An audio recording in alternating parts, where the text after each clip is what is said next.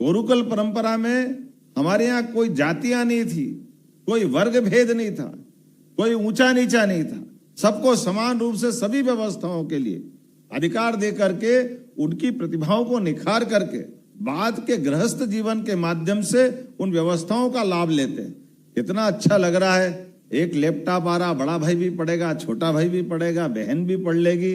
और लैपटॉप मतलब लैपटॉप बहाना है, लेकिन लैपटॉप के माध्यम से जो कॉन्फिडेंस आया नई तकनीक के बलबूते पर आगे बढ़ने का, नई तकनीक के लिए वास्तव में नवाचार के लिए जोरदार अभिनंदन करो श्रीमान नरेंद्र मोदी जी का।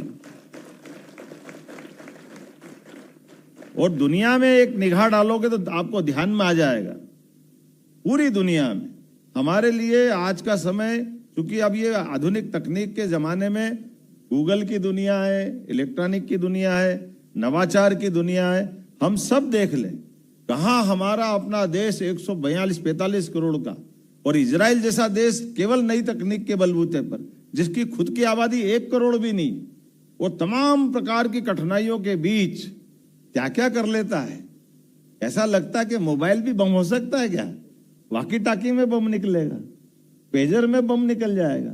लेकिन उनके देश को बचाने के लिए कैसे कैसे रास्ते, मैं नहीं मानता हूं कि आप ये सब कराना, लेकिन जो नई तकनीक के बलबूते पर अपने देश के लिए जो जरूरी है, ये हमारा अंततः, जैसे मैंने पूछा अभी हाल, आपने में से कई लोगों ने बताया भी है कि आप डॉक्टर, वकील, इंजीनियर, IAS, नेता तो किसी एक आदमी नहीं कहा होगा। किसने बोला नेता बनने का? हाँ, नहीं तो अगली बार वो खड़े हो गए, मैंने बोला ना, आपने अगली बार कोड ही नहीं करा। ये बात भी सही है कि हमारे इस देश का एक सबसे बड़ी पूंजी है दुनिया के सामने।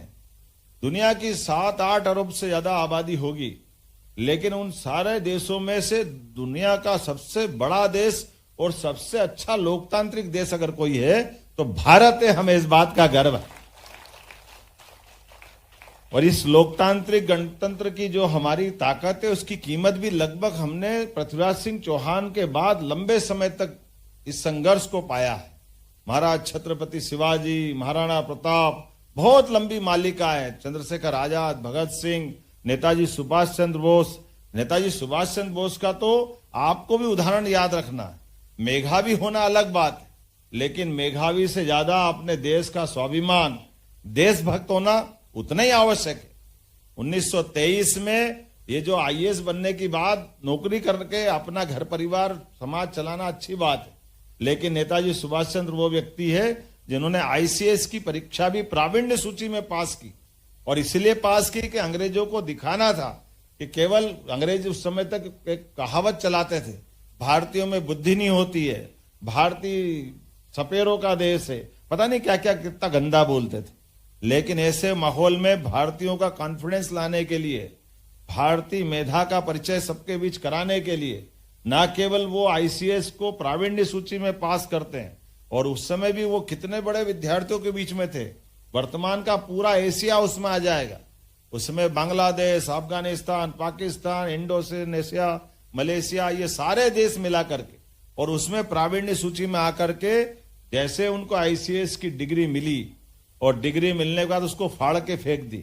मैं पास हुआ अपने करोड़ों करोड़ों भारतीयों का स्वाभिमान बढ़ाने के लिए, लेकिन अंग्रेजों की नौकरी को लात मारता हूं।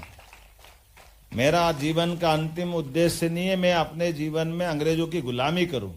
देश को आजादी की जरूरत है, इसलिए आजादी पाने का संकल्प लिया। हमारी मेधा प्रतिभा अपनी जगह है, लेकिन हमारी देश की देशभक्ति, देश की आवश्यकता, उन सारी बातों में अपना समावेश, ये ऐसे कई प्रसंगों को जरूर स्मरण करना पड़ेगा।